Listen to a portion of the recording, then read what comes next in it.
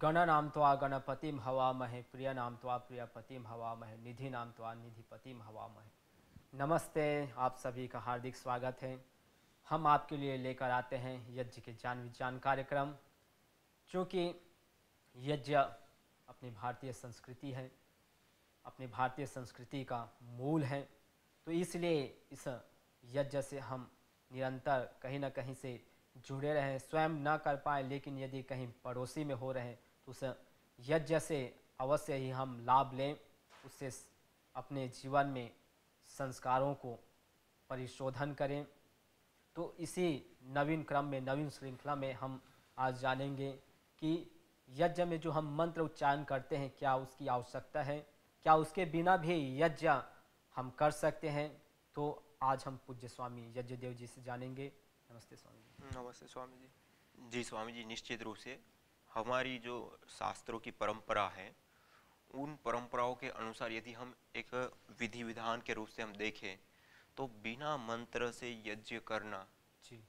वह कोई विधान नहीं है, और बिना मंत्र के यज्ञ करने की कोई परंपरा भी ऐसी नहीं है, क्योंकि मंत्र की अपने आप में एक विशेष भूमिका है यज्ञ में। जी। और मंत्रों के जो उच्चारण है, उस उच्चारण के पीछे कई सारे कारण हैं। एक तो ध्वनि विशेष भी कारण होता है, एक कंपन विशेष हमारे शरीर के अंदर भी वो कार्य करता है। दूसरा, वो जो हम मंत्रों का उच्चारण करते हैं उससे विशेष जो शक्तियां हैं, देवीय शक्तियां, जी। उनका हम आह्वान करते हैं, आमंत्रित करते हैं उस यज्ञ की हवि को धारण करने के लिए या ग्रहण करने के लिए। जी। और हम उस हवि के साथ जो मंत्रों का उच्चारण कर रहे हैं उसके माध्यम से हम परमपिता परमात्मा से प्रार्थना भी करते होते हैं, अलग अलग प्रकार से जो हमारे जीवन को पूर्णता की ओर ले जाने के लिए जो आवश्यक है वो। तो इसलिए हम यह कहें कि बिना मंत्र के हम यज्ञ कर सकते हैं तो यह उचित नहीं है। हमें जी। जी। मंत्रोच्चारण पूर्वक ही यज्ञ करना चाहिए, और इसके बहुत ज्यादा महात्म्य है और बहुत ज्यादा विशेषताएं हैं। और बिना मंत्र के हम कुछ जला रहे और डाल रहे तो वो यज्ञ नहीं होगा। जरूर उसमें वो पदार्थ सूक्ष्म होंगे और उसके लाभ प्राप्त होंगे, लेकिन वो यज्ञ के जो लाभ प्राप्त होंगे वो प्राप्त नहीं होंगे। तो क्या मंत्र का कोई अलग और प्रभाव पड़ता है आध्यात्मिक लेवल में यदि देखें तो? जी स्वामी जी, निश्चित रूप से आप देखिए, जी। हमारे शास्त्रों की जो पावनी परंपरा रही है जी। उसमें जप का अपने आप में एक विशेष ही महत्व बताया गया है। और चाहे वह गायत्री का जप हो, मृत्युंजय मंत्र का जप हो, चाहे इसी प्रकार के पावन ओंकार का जप हो, या कोई भी जो हमारे देवी देवता अलग अलग भगवान राम कृष्ण से लेकर के अलग अलग नामों का जो हम जप करते हैं, वो सारे जपों का एक विधान है, एक श्रृंखला है। और उसके जप से हमारे तन, हमारे मन, हमारे पूरे अस्तित्व को वो प्रभावित करता है और धीरे धीरे धीरे हमें एक उच्च चेतना की ओर लेकर के जाता है और ऊर्ध्वारोहण को प्राप्त कराता है। हमारे विचार, हमारे स्वभाव, हमारे खान पान से लेकर के जी। हर जगह पे उसका प्रभाव हमको देखने को मिलता है, उसका परिवर्तन देखने को मिलता है। और यह जो जप की परंपरा है, वह जप की परंपराओं में ही कई सारे प्रकार होते हैं। एक तो उच्च स्वर से करना, मंद स्वर से करना, मौन होकर के करना, मन ही मन जप करना, इस प्रकार के अलग अलग इसके विधान भी है। और यदि हम योग दर्शन को भी देखें, जी। जी। महर्षि पतंजलि जी ने जो योग दर्शन में जो विशेष रूप से पूरा योग का प्रतिपादन किया है, तो वहां पे भी तस्य वाचक प्रणव तज्जपस तदर्थ तदर्थ भावनम, भावनम। जो परमपिता परमात्मा परमेश्वर है, जिसकी कृपा से हमें ये सारा कुछ मिला है, जिनकी असीम कृपा के कारण अन्न फल फूल आदि से लेकर के समस्त प्रकार के भौतिक ऐश्वर्य हमें मिले हैं, इसी प्रकार हमें जीवन भी मिला है और सारी चीज उसके माध्यम से मिली है। तो वह जो परमपिता परमात्मा है, ईश्वर है, उसका जो निज नाम है वह ओम कहा, प्रणव कहा। और उस प्रणव का तद जप अस तदर्थ भावनम, उसका जप करने के लिए कहा। और उसका जप कैसे करना है, हमें अर्थ भावना पूर्वक जप करना है।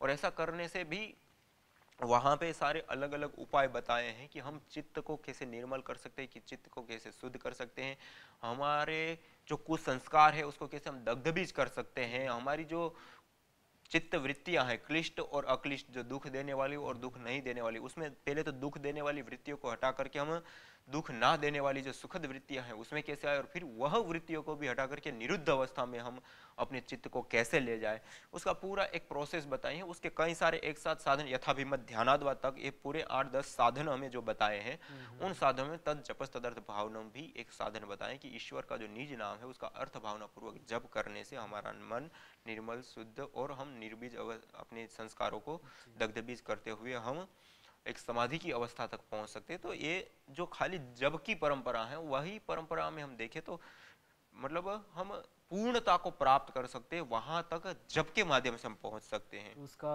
अर्थ भावना में क्या अलग अलग जो अर्थ है उसको स्मरण करना होता है? जी स्वामी जी, अर्थ भावना में यह है कि जो शब्द हम बोल रहे हैं उसका जो अर्थ है, उससे जो अभिप्रेत है अर्थ, वह अर्थ हमारे सामने आ जाए। जैसे हम गाय बोले, गाय बोलते ही हमारे सामने कोई गाय नाम का चित्र नहीं आता, या गाय नाम का कोई वो नहीं होता। गाय नाम का जो पदार्थ है, जो गौशाला में रहती है, घास खाती है, दूध देती है, गौमूत्र देती है, जिसका गल कंबल है, इस प्रकार से जो पूरा उसका जो गुण कर्म स्वभाव, उनके कर्म, ये सारी चीजें जो चीजें हैं उसका अस्तित्व, वो पूरा हमारे गाय शब्द कहने से पूरा एक साथ अभिव्यक्त हो जाता है हमारे सामने। अच्छा। उसी प्रकार से जो भी हम जप कर रहे हैं, उस नाम का जप करते ही उसके जो गुण कर्म स्वभाव है सारा अभिव्यक्त, उसका जो पूरा स्वरूप है वो हमारे सामने ऐसे अभिव्यक्त होना चाहिए। जैसे हम ओम बोल रहे हैं, जी स्वामी जी, ओम बोलेंगे तो उसमें किसका अर्थ भाव सामने? ईश्वर का, तस्य वाचकः प्रणवः, जिन्होंने हमें यहाँ भेजा, जो जिन्होंने हमें अन्न फल फूल साग सब्जी औषधि वनस्पति ये सारा कुछ हमें कुछ दिया है। इतनी बड़ी कर्म फल है कि जो व्यक्ति जो कर्म कर रहा है उसका उसी रूप में उसी प्रकार का जैसा कर्म किया उसी प्रकार का उनको सुख दुख आदि फल प्राप्त होना। कितनी एक सटीक व्यवस्था है। समय पे सूर्य का निकलना, समय पे सूर्य का डूबना, एक निश्चित धुरियों पे पृथ्वी आदि सारे ग्रहों का घूमना, और ये सारी चीज़ों को हम देखें कितना सुव्यवस्थित है। एक समय पे हम पेड़ पौधे वनस्पति जगत को भी देखे तो कि समय पे ही उसका फलना, एक समय पे उसका अंकुरित होना, एक समय पे उसका फूल आना, ये सारी एक कितनी सुव्यवस्थित एक पूरी ब्रह्मांड में एक व्यवस्था देखने को मिलती है।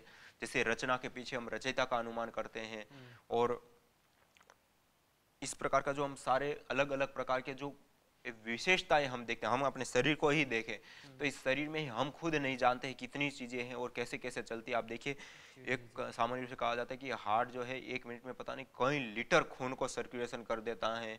इसी प्रकार हमारी आंखों को देखिए, आंखों में कितनी विचित्र, जो लोग आंखों के डॉक्टर्स होते हैं उसको 5 से 10 साल केवल आंख की एक पुतली के ऊपर पढ़ने के लिए चला जाता है, फिर भी वो पूरी तरह से नहीं जान पाते हैं उसका। तो आप एक आंख में ही इतनी सारी विशेषताएं होती है। तो इस प्रकार कितने अंग है हम हमारे शरीर में, और मस्तिष्क बुद्धि, आप देखिए बुद्धि में कितनी विशेषताएं हैं, कितना सारा स्टोरेज रहता है हमारे स्मृति शक्ति में। हम पैदा होते वहां से लेकर के कि हम जितना जीवन जीते वहां तक कितनी घटनाएं, सुख दुख हानि लाभ ये वो, परिवार से लेकर कितनी घटना, कितना हम याद रख सकते हैं। इसके साथ साथ एक निर्णय लेने की क्षमता, और बुद्धि को ही हम खाली ले तो कितनी उसमें विशेषताएं हैं। इस प्रकार हर अंग की अपने आप में एक विशेषता और एक सारा सिस्टम, तो ये सारी चीज कौन चला रहा है, कैसे हो रहा है, और ये सारी चीज ये सारा का सारा कितना बड़ा ब्रह्मांड है, कितना सुव्यवस्थित चल रहा है, कितनी उसमें सटीक व्यवस्था है, वो सारी चीज कौन करने वाला है? जो करने वाला है उसका नाम है ओम, और ओम करते ही ये स्वरूप उसका सामने हमारे सामने आना कि ये सारी चीज करने वाला जो है, जो व्यवस्था है उनके पीछे हम व्यवस्थापक को देखें, रचना के पीछे रचयिता को, व्यवस्था के पीछे रचयिता को देखते हैं। वैसे ही ये जो पृथ्वी आदि जो रचनाएं हैं, इस रचना, जैसे हम कोई हमारे सामने एक मोबाइल घड़ी या कोई भी एक चीज बनी है, मान लो एक कुर्सी है, ये सोफा ही बना हुआ है, तो ये बना हुआ है तो हमारे मन में यह नहीं आता कि अपने आप बना है, लेकिन ये किसी न किसी व्यक्ति ने जरूर बनाया, दिया इसको। हाँ, क्योंकि हमने तो इसको बनते हुए नहीं देखा, लेकिन हमने 5, 10, 25, 50 चीजें ऐसी हैं जिसको बनते हुए हमने देखा है। तो इससे हम अनुमान कर लेते हैं कि ये भी ऐसी चीज है बनी हुई है, तो जरूर ना जरूर किसी ने किसी ने बनाई है। इससे हम अनुमान कर लेते हैं। जैसे मोबाइल हम यूज करते हैं या और भी बहुत सारी हमने बनते हुए नहीं देखा है, लेकिन हमने कुछ चीजें अपने घर में आसपास में बनते हुए देखा, तो उसी के आधार पर हम अनुमान करते हैं कि ये जैसे बनी हुई है ये भी बना हुआ है। स्वाभाविक रूप से ये समझाना भी नहीं पड़ता है, कोई विचार नहीं पड़ता है, स्वाभाविक रूप से वो अनुमान लग जाता है। तो इसी प्रकार से ये सारी चीजें जब बनने के पीछे कोई ना कोई इसको बनाने वाला हम देखते हैं, तो इतनी बड़ी समष्टि, इतना बड़ा ब्रह्मांड, इतना सुव्यवस्थित नियम कानून चलाना, ये सारी चीजें हैं, तो उसके पीछे भी तो कोई ना कोई है। और व्यवस्था के पीछे व्यवस्थापक का, जैसे हम पतंजलि योगपीठ में कोई व्यक्ति आए और सारी व्यवस्था देखे, कोई भी संस्थान में हम जाते हैं तो सफाई आदि हमको देखने को मिलती है, भोजन की व्यवस्था हमें एक निश्चित स्थान पे देखने को मिलती है। इसी प्रकार से और भी जो उस संस्थान की सेवाएं होती हैं, कहाँ रहना है, कहाँ क्या कार्य होता है, वो सारी व्यवस्थाएं होती है। जहाँ पे कोई भी छोटी मोटी संस्था है तो उस व्यवस्था को देख करके हमें कोई ना कोई संस्थान का कोई व्यवस्थापक है, तो ऐसा हमें स्वाभाविक रूप से अनुमान होता है। तो इसी प्रकार इतनी सारी इस ब्रह्मांड में जो व्यवस्थाएं हैं, उस व्यवस्था के पीछे हम व्यवस्थापक का जो अनुमान करते हैं, तो इस प्रकार से जो ईश्वर देखने को मिलता है, मतलब इस सारी चीज़ों को जो करने वाली जो शक्ति है, उसका निज नाम है ओम। और उस ओम का जो है जप करने के लिए कहा, और उस जप को अर्थ भावना पूर्वक, अर्थात यह अर्थ हमारे मस्तिष्क में आए, यह जो उसका जो विराट स्वरूप है, वो स्वरूप हमारे भीतर आए, हमारे मन में आए, और उस रूप में हम उसका जप करते हैं, तो वो हम अर्थ भावना पूर्वक करते हैं। और इस प्रकार से हमें जप करना, और जो हम यहाँ पे मंत्रों की बात कर रहे हैं कि यज्ञ में हम अर्थ भावना पूर्वक, जैसे मैंने बताया, तो अर्थ भावना पूर्वक करने का अभिप्राय यह होता है कि इस रूप में देखना कि हम जो शब्द ले रहे हैं, उस शब्द के जो अभिधेय अर्थ हैं, उस अर्थ हमारे सामने प्रकट रूप में होना चाहिए। स्वामी जी, जो हम मंत्र शब्द सुनते हैं, तो मंत्र को हम किस रूप में समझे? मंत्र अर्थात क्या? मंत्र अर्थात मननात् त्रायते इति मंत्र, जिसका चिंतन मनन करने से, जिनका उच्चारण करने से हमारा त्रय रक्षण है, हमारा रक्षण होता है, उसको कहते हैं मंत्र। जिसका चिंतन मनन करने से हमारी रक्षा होती है, उसको कहते हैं मंत्र। मंत्र मानी एक विचार, मंत्र मानी एक ऐसा दिव्य भागवत विचार, जिस विचार से हमारा पूरा का पूरा जो जीवन, आदत या जो भी चीज़ है, वो पूरी रूपांतरित हो जाती है, परिवर्तित हो जाती है, दिव्यता से युक्त हो जाती है, उसको कहते हैं मंत्र। सामान्य रूप से जो सामान्य शब्द होता है, उसमें भी एक ऐसी शक्ति होती है, यदि हम उसको भी उस रूप में देखें, उस रूप में जाने और उस रूप में उसको हम अभिव्यक्त करें, तो वो भी एक मंत्र बन जाता है। सामान्य रूप से जैसे गायत्री मंत्र से लेकर के जो वेदों के मंत्र हैं, वो मंत्रों में तो वो शक्ति है ही, उसका हम उच्चारण करते हैं तो उसका लाभ होता ही है। और सामान्य रूप से एक प्रश्न ये भी यहाँ पे उठता है, या सामान्य व्यक्ति के मन में आता है कि अब वो मंत्र हमें याद नहीं होता है, या वो दूसरी हिंदी संस्कृत भाषा में है, तो वो हम नहीं पढ़ पाएंगे, तो हम उसका जो अर्थ है, कविता के रूप में उसके अर्थ को हम बोलें, तो क्या उसका वैसा ही प्रभाव पड़ेगा, वैसा ही लाभ मिलेगा? इस प्रकार से कई विचार हमको मिलते हैं निश्चित रूप से। तो वास्तव में हम देखें तो उसका तो लाभ होता ही होता है, लेकिन वह लाभ नहीं होता है जो मंत्र के माध्यम से होगा। और ये तो साइंटिफिक रूप से भी सिद्ध हो चुका है, और इस पर कई परीक्षण भी ऐसे हो चुके हैं कि एक ऐसा ग्रुप लिया गया जिसको जो गायत्री मंत्र हम करते हैं, पूरा विधिवत गायत्री मंत्र का उच्चारण करना, एक ग्रुप ऐसा लिया गया जो उसका अर्थ ट्रांसलेट, ये तो संस्कृत में है, अब उसको हमने ट्रांसलेट कर दिया हिंदी में या इंग्लिश में या और भाषा में। अब उसका जो भावार्थ है या अर्थ है, उस अर्थ को बार बार बोलना या उसका चिंतन करना, और एक गायत्री मंत्र का चिंतन और वो करना, और वो दोनों चीज़ों को करने से जो हमारे मन और मस्तिष्क और विचार आदि के ऊपर जो भी प्रभाव होते हैं, उन प्रभावों को देखे गए, तो जो प्रभाव गायत्री मंत्र का उच्चारण करने पर देखा गया, वो प्रभाव सामान्य अर्थ उच्चारण में कोई प्रभाव नहीं, वो सामान्य जो नॉर्मल व्यक्ति होता है ऐसा ही उसमें रहा। तो इस रूप से हम देख सकते हैं कि जो मंत्र संस्कृत में ही दिए गए हैं, उसका ही हमें मूल का ही उच्चारण करना चाहिए, और उसी तरीके से करने से उसका मूल जो लाभ है, विशेष लाभ है, वो हमें प्राप्त होगा। स्वामी जी, एक और कहीं ना कहीं विचार इस पर मन में बना रहता है कि जो मंत्र है वो केवल वेद मंत्र होना चाहिए। जी स्वामी जी। तो वेद मंत्र में क्या वैदिक वांग्मय के मंत्र बोले तो उसका वैसा लाभ होगा? जी स्वामी जी, आपने जो बताया वो बहुत सारा प्रचलित है, लेकिन वास्तव में हम देखें तो हमारे ऋषियों ने जिस रूप में हमारे वैदिक वांग्मय शास्त्रों को देखा है, तो उसमें उन्होंने ऐसा नहीं तारा है, जो वेद या वेद के अनुकूल जो भी शास्त्र हैं, उनको वेद ही माना है। जैसे हमारे उपनिषद हैं, उसमें भी कोई दूसरा नाम नहीं है, उसको भी तो मंत्र के रूप में ही देखा। और ऐसा भी नहीं है कि दूसरी चीज़, जैसे स्वामी दयानंद सरस्वती जी इस युग में सबसे प्रासंगिक रूप से होने वाले सबसे बड़े महापुरुष हुए, और उन्होंने वेदों की रक्षा के लिए वेदों का उद्घोष इतने व्यापक रूप से किया और इतनी बड़ी क्रांति लाए, और आज भी हम सब वेदों के साथ जो जुड़े हैं वो उसी का परिणाम है। तो उन्होंने जिस रूप में वेद को दिया और बातें सारी बताई वेद के ऊपर, तो लेकिन उन्होंने भी जो अपने शास्त्रों की रचना की है वहाँ पे अन्य जो वेद और वेद के अनुकूल शास्त्र है उसके प्रमाण अपनी बातों को देख करते हुए देखा है, दिया है। और इसके साथ साथ उन्होंने जो दैनिक, पहले भी बहुत सारी यज्ञों की परंपराएं थी, बहुत व्यापक रूप से चल रही थी और इतने व्यापक रूप से और बहुत बड़े रूप में थी, लेकिन उसमें कुपरंपराएं बहुत ज़्यादा थी या फिर उसमें जटिलताएं भी थी और ऐसी सारी चीज़ें थी। उसके कारण जो है उसका थोड़ा ह्रास हुआ, बीच में ह्रास होने के कारण फिर जो ढोंग आडंबर पाखंड है उसकी ओर ज़्यादा जन समुदाय मुड़ गया था। तो उस समय स्वामी दयानंद सरस्वती जी ने उन्हीं यज्ञों की मूल परंपरा की ओर वापस लाने के लिए आम सामान्य जनता उसके साथ जुड़ सके, इसलिए जो यज्ञ में जो कठिनताएं थी, जो उसमें विशेष रूप से जो अड़चने थी या जो उसमें खर्चीली चीज़ें जुड़ी हुई थी, तो उसको हटा करके उन्होंने दैनिक यज्ञ के रूप में और सामान्य रूप से व्यक्ति जो यज्ञ कर सकता है, चाहे वो 16 संस्कार करना हो, चाहे दैनिक यज्ञ हो या चाहे पर्वों के रूप में जो हम यज्ञ को मनाते हैं, यज्ञ को करते हैं, तो उसका जो विधान है तो उसकी पूरी एक उन्होंने अपनी ओर से विधि बना करके उन्होंने दी। तो उन्होंने जो अपनी ओर से विधि दी, क्योंकि वो तो स्वयं वेद के पुजारी थे, वेद के प्रचार प्रचार करते हैं, वेद को ही मूल मानते थे, वेद को ही सर्वोपरि मानते थे और वेद की ही प्रतिष्ठा के लिए वो अपना पूरा जीवन न्यौछावर किया।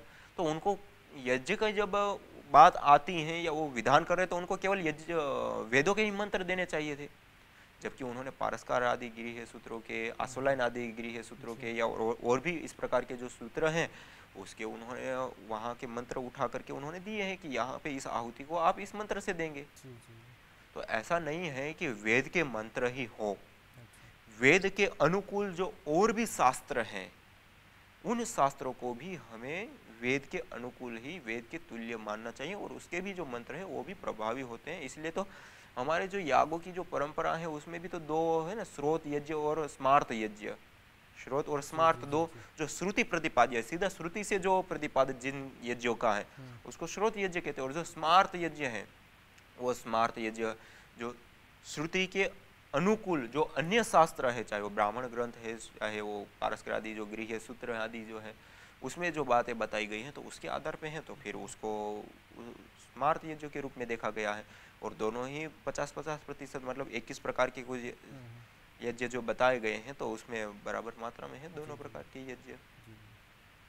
स्वामी जी, जो गीता है बहुत ही प्रचलन में है आज, क्योंकि वो सभी के लिए है। उसको हम जो हिंदू भाई है उससे अलग जो मुसलमान भाई है जी स्वामी, तो सभी में इसके कहीं ना कहीं हम प्रचलन देखते हैं, वो लोग भी पढ़ते हैं क्योंकि इसमें ज्ञान है। ये किसी मजहब, कोई संप्रदाय, मतपंथ से पूर्ण रूप से रहित है, इसलिए सभी इसको अपने जीवन के लिए अभिन्न अंग मानते हैं। तो इसको क्या हम यज्ञ में बोल सकते हैं जैसे आप बोल रहे थे, या इसको हम किसके अंदर लेंगे, स्मृति में लेंगे या फिर इसको हम स्रोत में लेंगे? जी स्वामी जी, ये सामान्य रूप से हम देखें तो जो श्रीमद् भगवद गीता है वो भगवद गीता में हम जिस रूप में यज्ञों का प्रचलन देख रहे हैं या आज तक की जो भी परंपराएं हैं उसमें कहीं पे भी कोई भी जगह पर या कोई विधान या कोई परंपरा या प्रचलन किसी प्रकार का कहीं पे भी आज तक वर्तमान में भी ये नहीं देखा गया है कि श्लोक के माध्यम से हम आहुतियां दें, या यही विशेष रूप से वर्णन है कि हम मंत्रों के माध्यम से आहुतियां दें। तो जो मंत्र है उसका विधान भी है और उसका प्रचलन भी है, दोनों जगह पे आचरण भी है और विधान भी है। लेकिन जो श्लोक की बात आती है तो श्लोक के रूप में हमें दोनों में से एक भी जगह पे हमें देखने को नहीं मिलता है। तो या तो हम अपनी ओर से अपनी कोई रुचि विशेष है और इस प्रकार से हम करें तो एक अलग बात है, लेकिन ऐसा विधान कुछ नहीं है। और शास्त्र विधि उच्छेद्य जो श्रीमद् भगवद गीता में ही बात बताई है, तो हम शास्त्र विधि का उच्छेद करके या उसको छोड़ करके हम कोई दूसरा नया आचरण करने जा रहे हैं, तो हमें पहले रुकना चाहिए, ठहरना चाहिए और गीता का एक स्वयं का जो उपदेश है उसके ऊपर हमें चिंतन करना चाहिए कि जो शास्त्र विधि है उसके अनुसार करेंगे तो हमें ज़्यादा अनुकूल रहेगा और ज़्यादा लाभ प्राप्त होगा। श्रीमद् भगवद गीता में ज्ञान है, बात सही है, लेकिन उसका जिस रूप में प्रयोग करने के लिए बोला गया है और जिस रूप में उसका विधान है उसका हम पारायण करें, उसका स्वाध्याय करें, उसका सत्संग करें, उसके ऊपर चिंतन मनन करें और उसके अनुसार हम आचरण करें, वैसे भावों में जिए, ये है उसकी सार्थकता। जैसे हम भोजन के समय बोलते हैं ना कि ओम ब्रह्मार्पणम ब्रह्माग्नो ब्रह्मणाहुतम ब्रह्मैव तेन गंतव्यम ब्रह्म कर्म समाधिना। तो पूर्ण रूप से सब कुछ जो यज्ञाग्नि है, यज्ञ से संबंधित जितने भी वस्तुएं हैं और उसको ब्रह्म को समर्पित करते हुए। यह जो है एक साधना की पद्धति जो अलग अलग होती है, उसमें जो भाव साधना होती है, ये एक प्रकार की भाव साधना की ये बात है। और यहाँ पे सब चीज़ों को हम उस रूप में देखें कि ब्रह्म से ही, ब्रह्म की ही उपासना हो रही है और ब्रह्म के लिए हो रहा है और ब्रह्म ही है सब कुछ। इस प्रकार की जो ये सारी बातें हैं, ये एक भाव साधना के माध्यम से चित्त शुद्ध करते हुए हम अंतिम अवस्था जो हमारी उच्च चेतना की ओर अग्रसर होने की जो बात होती है, उसको सिद्ध करने के लिए ये बताया गया है। तो ये इस प्रकार की ये बातें हैं जी। बहुत अच्छा आपने बोले स्वामी जी। स्वामी जी, जैसे मंत्र है, क्योंकि मंत्र की चर्चा हम कर रहे हैं, तो मंत्र है और मंत्र के आज जो वेदों में विधान, जैसे सत्स्वर हम सुनते हैं कि उसको उदात्त अनुदात्त स्वरित में उसका उच्चारण करना, तो ये कहीं ना कहीं उसका अभाव हो गए हैं। क्योंकि उनके जो जानकार थे, उनके जो विद्वान थे, ज्ञाता थे, वो उसमें कमी आ गई। तो जो उसके सत्स्वर है उसका भी प्रभाव पड़ता है मंत्र उच्चारण में, क्योंकि हम मंत्र तो बोल रहे हैं, मैं भी बोलता हूँ, जो यज्ञ करते हैं वो सभी बोलते हैं, तो उसमें कहीं ना कहीं सत्स्वर में हमको कमी दिखाई देती है। तो क्या उसमें उसकी जो शक्ति है, सामर्थ्य है मंत्र के, उसमें कमी आ जाती है, ऐसे कुछ? जी स्वामी जी, आपने जो बताया, इस प्रकार की हमारे भारतवर्ष में बहुत सारी परंपराएं रही हैं जी। उसमें चाहे जटा पाठ, घंट पाठ आदि से लेकर के कई सारे प्रकार के अलग अलग एक ही मंत्र के पाठ होते हैं। और उन पाठों के अंतर्गत बहुत सारी वैज्ञानिकताएं हैं, अलग अलग उद्देश्य को लेकर के अलग अलग पाठ। और यदि हमें नहीं आता है तो हम एक श्रुति में बोले, उसका भी विधान है, छूट दी है। यदि आप स्वस्वर बोल रहे हैं तो उसी रूप में बोलना है, उसमें 1% भी आपको किसी प्रकार की न्यूनता नहीं करनी है, वरना उसका अभीष्ट फल आपको प्राप्त नहीं होगा। यदि नहीं आता है तो हम एक श्रुति में ही बोले। तो एक श्रुति में बोले तो ये जो अलग अलग उच्चारण की परंपराएं हैं, उसके अलग अलग लाभ है, अलग अलग वैज्ञानिकताएं हैं, और आज आधुनिक साइंस भी मानता है, तो उसको भी हम आगे अच्छे से उसको देखेंगे। और इस मंत्रों की जो आपने बात की है, तो बिना मंत्र से हमें यज्ञ नहीं करना चाहिए। नहीं आता है तो हम केवल गायत्री मंत्र, मृत्युंजय मंत्र, जो सर्वश्रेष्ठ मंत्र माने, एक ही मंत्र को हम याद कर ले, उसका बार बार उच्चारण करते हुए हम आहुति दें, और मंत्र उच्चारण पूर्वक हमें करना चाहिए। उसका जो जिनको अर्थ भी पता नहीं है तो वो कैसे करेंगे? जिनको अर्थ भी पता नहीं है तो वो मंत्र को याद कर ले और केवल मंत्र का उच्चारण करे, उसका भी उनको एक विशेष ही लाभ प्राप्त होगा केवल। और वो तो जो भी सामान्य रूप से पुस्तकों में हमें मिल जाता है, कोई व्यक्ति 1-2 मंत्र के अर्थ तो हम कहीं से भी जान सकते हैं और उसकी भावना बना सकते हैं, और उसके अर्थ भावना पूर्वक हम जब कर ही सकते हैं। ऐसा कुछ नहीं है कि मनुष्य होकर के काम नहीं कर सकता। और स्वामी दयानंद सरस्वती जी ने तो ये बात बताई है कि यदि ऐसा नहीं करता है, जिनको इतना भी नहीं आता है कि सामान्य दैनिक यज्ञ के मंत्र भी याद नहीं है, या वो भी नहीं आता है, उनके भी अर्थ भावना आदि नहीं आती है, उनकी इच्छा निष्ठा भी है करने की कि मैं इससे लाभ प्राप्त करूं। हाँ जी। तो ऐसे लोगों को जो है ना, मतलब जिनको ये नहीं आता है, तो उन लोगों को स्वामी दयानंद सरस्वती जी ने कहा कि ऐसे लोगों को तो गांव से या शहर से या परिवार से बाहर कर देना चाहिए। अच्छा। जिनको इतना भी नहीं आता है, तो वैसे सामान्य रूप से देखें तो मनुष्य है, बुद्धिजीवी है, तो वो ऐसा नहीं है कि उनको ना आए, बस थोड़ा प्रयास करना पड़े। कोई 2 पुस्तक पढ़नी पड़ेगी, कोई उसके संबंध में जहाँ बताए, या ऐसे जो साधु संत महात्मा लोग हैं उनसे, हाँ, उसको वो कर सकते हैं इस प्रकार से। तो स्वामी जी का हम धन्यवाद करते हैं कि इन्होंने बहुत ही सुंदर तरीके से, सुंदर भाषाओं में इन्होंने प्रस्तुतिकरण की अपनी, कि जो हम यज्ञ में मंत्र बोलते हैं क्या उसका प्रभाव पड़ता है, क्या उसके बिना भी हम यज्ञ कर सकते हैं, क्योंकि आज उससे कहीं ना कहीं हम दूर हो गए हैं और अलग उसके जगह में हमने मनोरंजन का काम खोज लिए हैं। तो ऐसे में क्या हम इस मंत्र के बिना भी यज्ञ कर सकते हैं? तो कर तो सकते हैं, उसका जो लाभ है, जो उसमें हमने हवि प्रदान की, उससे उत्पन्न जो प्राण ऊर्जा है उससे तो मिलेगा, लेकिन जो मंत्र की अलग महिमा है, उसके जो साइंटिफिक जो लाभ है, वो लाभ से हम वंचित रह जाएंगे। क्योंकि हमने कई ऐसे रिसर्च देखे हैं कि गायत्री जो महामंत्र है, उसके उच्चारण से हमारी बुद्धि, हमारी जो आंतरिक ऊर्जा है, जो जिसको हम चक्र बोलते हैं, उसमें भी उसका प्रभाव पड़ता है। महामृत्युंजय अभी बीच में जैसे न्यूज़ में बताया जा रहा था कि यहाँ बैठकर यदि किसी के प्रति हम भावना करते हैं, कहीं कोई बीमार है, कोई अस्वस्थ है, किसी घर में किसी प्रकार की कोई विपत्ति आ गई है, तो उनके प्रति यदि हम यहाँ से यज्ञ के माध्यम से सद्भावना, सत प्रेरणा हम संप्रेषित करते हैं, तो निश्चित रूप से वो मंत्र रूपी जो ज्ञान है वो जो सामर्थ्य है एनर्जी के रूप में उसके अंदर में जाते हैं, उनके परिवार के पास पहुंचता है, उसको कहीं ना कहीं वो बल, वो सामर्थ्य, वो शक्ति प्रदान करता है। तो ये बहुत ही हमारे लिए गौरव की बात है कि हमारे ऋषियों ने इसको हमको प्रदान किए कि तुम इस प्रकार से जियो तो अपने ज़िंदगी में, अपने जीवन में सब कुछ वो आनंद अवश्य प्राप्त करोगे। तो ऐसे ही आप इस ज्ञान विज्ञान के शो में बने रहें। पुनः हम ऐसे ही नाना प्रकार के जो अलग अलग पहलुएं हैं यज्ञ के उसको लेकर प्रस्तुत होंगे। तब तक के लिए हमको अनुमति दीजिए। नमस्ते।